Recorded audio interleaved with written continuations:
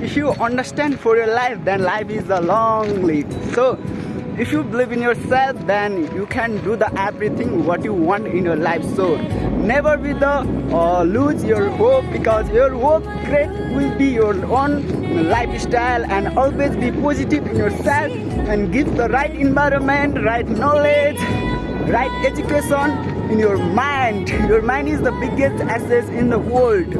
So guys, तपाईको दिमाग भनेको सबैभन्दा ठुलो सम्पत्ति हो.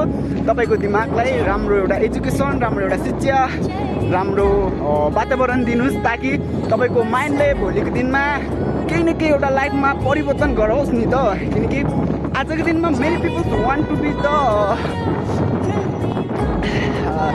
Good life, but they are not living that life हो. सो म चाहिँ के भन्न चाहन्छु भने आजको समयमा धेरै मान्छेहरू राम्रो जीवन चाहिँ बिताउन चाहन्छन्, तर उनीहरूले चाहिँ राम्रो एउटा त्यो जिउने एउटा वातावरणमा चाहिँ बस्दैनन् के. सो त्यसैले तपाईँ पनि जिन्दगीमा केही गर्न चाहनुहुन्छ भने तपाईँ एउटा राम्रो इन्भाइरोमेन्टमा बस्नु जरुरी छ, किनकि तपाईँको इन्भाइरोमेन्टले तपाईँको भविष्य तय गर्छ. So if you want to the great future in your life, then you will sit the good environment. So तपाईँले बुझ्नुभयो होला.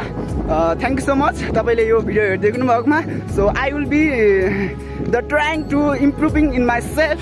So if you want to improve yourself, then you will be the start now. So thank you.